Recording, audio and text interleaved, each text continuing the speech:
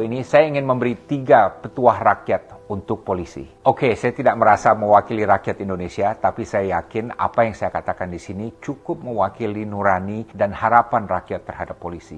Petuah pertama, polisi perlu memahami posisi strategis mereka dalam perjalanan NKRI. Polisi yang sekarang adalah yang paling kuat dalam sejarah Indonesia modern. Jauh lebih kuat dari Polri di era-era sebelumnya. Jumlah anggota Polri juga lebih besar dari gabungan TNI Angkatan Darat, Angkatan Laut, dan Angkatan Udara.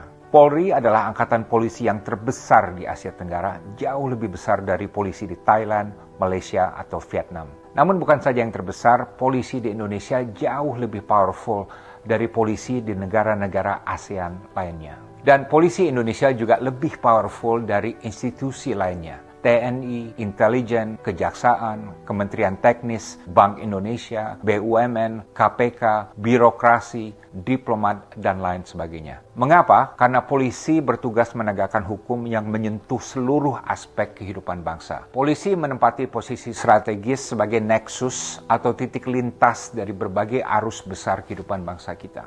Kalau semua polisi profesional dan bersih, maka bukan keamanan saja yang akan membaik, namun juga kesejahteraan akan tumbuh, keadilan akan menguat, demokrasi akan semakin mapan, reformasi akan melaju, kepercayaan publik akan naik, dan NKRI akan semakin kuat. Sekali lagi, posisi polisi sebagai nexus dari semua dimensi ini melebihi lembaga lainnya. Saya katakan ini bukan untuk menyanjung polisi, justru untuk mengingatkan bahwa kekuasaan yang sangat besar di tangan mereka ini merupakan tanggung jawab dan beban yang luar biasa beratnya. Dan ini harus membuat polisi menjadi humble dalam mengemban tugas dan selalu introspeksi dan mawas diri. Banyak sekali pelajaran sejarah di mana institusi yang tidak bijak dalam mengembang kekuasaan akan jatuh tersandung.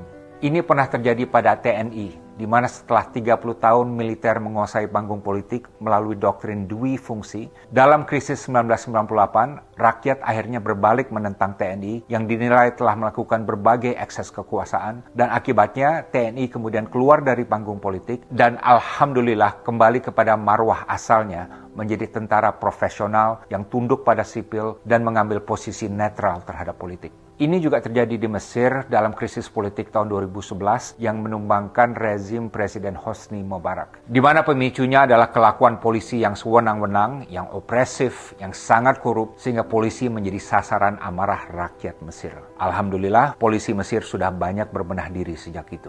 Petuah kedua, polisi harus menjadi bagian dari solusi untuk meruntuhkan industri hitam hukum yang sangat kuat cengkramannya dalam negara kita. Yang saya maksud dengan industri hitam hukum di sini adalah suatu ekosistem di mana banyak penjahat yang berkolusi dengan oknum-oknum dalam berbagai institusi, polisi, kejaksaan, peradilan, birokrasi, dan lain sebagainya. Bagaimana caranya melawan industri hitam hukum ini?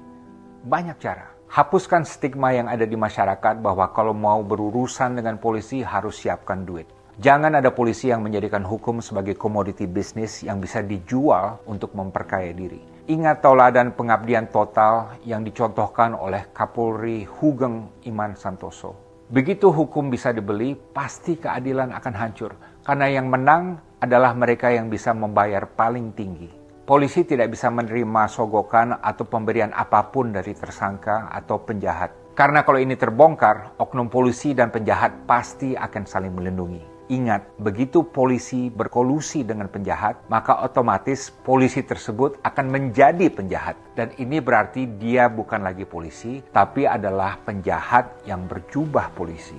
Polisi juga harus mengikis habis praktik korupsi satu unit. Di mana walaupun pemimpin atau anggota dalam satu unit diganti-ganti, namun praktek korupsi dan jual beli hukum terus berlangsung karena merupakan hal yang sudah baku dalam unit tersebut sejak lama. Polisi juga harus mengusut semua kasus sampai tuntas. Jangan kalau ada 10 tersangka misalnya yang diproses hanya 8, sementara sisanya yang 2 dibebaskan oleh oknum yang bisa dibeli. Dalam menangani setiap perkara, tidak boleh ada polisi yang bermain di dua kaki, di mana oknum polisi meminta dan menerima uang dari korban dan juga dari tersangka secara bersamaan. Jangan pula ada polisi yang gemar memelihara kasus untuk jangka waktu yang lama, dengan tujuan oknum polisi tersebut dapat menerima pembayaran dari kedua belah pihak selama mungkin. Polisi juga harus netral dan imun dari politik. Polisi harus peka terhadap politik, tapi tidak boleh berpolitik. Tidak boleh ada polisi yang melobi partai politik untuk mendapatkan promosi jabatan, karena ini pasti akan menimbulkan kolusi yang buruk antara keduanya. Polisi juga harus tegas menepis ajakan parpol manapun untuk membantu mereka dalam kontestasi politik. Singkatnya, mengingat kekuasaannya yang sangat besar, polisi harus netral dan steril terhadap politik. Bersihkan juga sistem rekrut polisi agar 100% berdasarkan meritokrasi. Kalau ada orang yang bersedia membayar ratusan juta, bahkan miliaran rupiah untuk diterima masuk Polri, ini bukan saja tidak wajar, namun juga berbahaya. Karena berarti dia masuk untuk semata-mata mencari kekayaan pribadi, dan seumur karirnya di Polri, dia akan bekerja menjual hukum untuk mencari uang, dan bukan untuk menegakkan hukum dan melawan kejahatan. Peran Propam juga harus dijaga dan bahkan selalu ditingkatkan. Propam itu apa? Propam itu adalah polisinya polisi. Terlepas dari krisis yang menimpa Propam 2 tahun lalu, Propam tetap adalah unit yang paling ditakuti polisi dan umumnya berisi polisi yang cemerlang dan berintegritas. Sistem promosi Polri juga perlu diprioritaskan agar kompetensi dan integritas sama-sama menjadi ukuran utama untuk polisi yang cemerlang. Polisi yang kompeten banyak, tapi polisi yang kompeten dan jujur belum sebanyak itu. Polisi yang mempunyai uang puluhan miliar rupiah dalam rekeningnya, padahal gajinya hanya 20 atau 30 juta rupiah per bulan, ini adalah suatu hal yang tidak wajar. Kecuali ia bisa secara kredibel menjelaskan bahwa hartanya tersebut halal dan dari mana datangnya. Polisi juga harus menerapkan kearifan dalam menegakkan hukum. Polisi harus menjauhkan semua mindset yang otoriter. KUHP yang baru akan berlaku tahun 2026 misalnya, mengandung pasal-pasal yang bisa disalahgunakan sehingga bisa menciptakan situasi sosial yang toksik. Sebagai contoh, kasus yang dulu menimpa musisi Ariel mungkin sesuai dengan hukum yang berlaku, namun pemenjaraan Ariel tidak sesuai dengan rasa keadilan. Di sini kita semua perlu hati-hati untuk menghindari terjadinya kemunafikan sistemik, di mana ada banyak orang yang akan terjerat hukum untuk hal-hal yang sebenarnya ranah pribadi yang bukan urusan pemerintah, sementara penegak hukum yang menjerat mereka juga banyak yang melakukan hal yang persis sama dalam kehidupan pribadi mereka. Petuah ketiga di abad ke-21 dan menghadapi berbagai tantangan yang sangat berat ini, polisi perlu memperkuat sense of purpose-nya. Saya sangat apresiasi program presisi yang diluncurkan oleh Kapolri untuk membenahi Polri. Saya ada usulan tambahan. Sebagai rakyat dan sebagai pembayar pajak, saya menganjurkan agar polisi dapat ditanamkan etos kerja dan jati diri sebagai nation builder. Mengingat posisinya sebagai institusi yang paling strategis menentukan keamanan, keadilan, kesejahteraan, dan demokrasi Indonesia.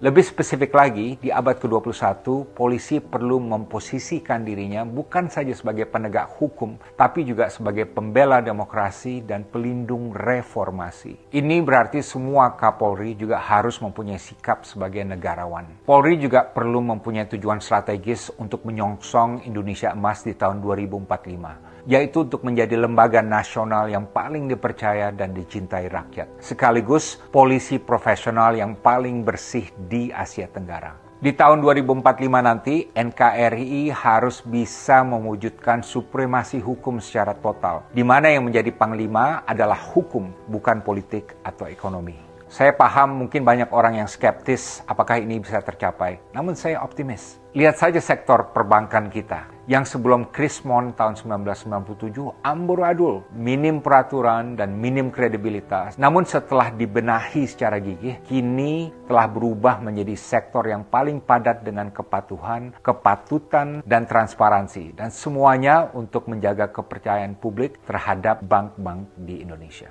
Hal yang sama juga terjadi pada TNI yang sewaktu gejolak reformasi tahun 1998 sempat babak belur. Namun kemudian TNI berhasil berbenah diri sehingga kembali menjadi salah satu lembaga yang paling dihormati dan dipercaya di Indonesia.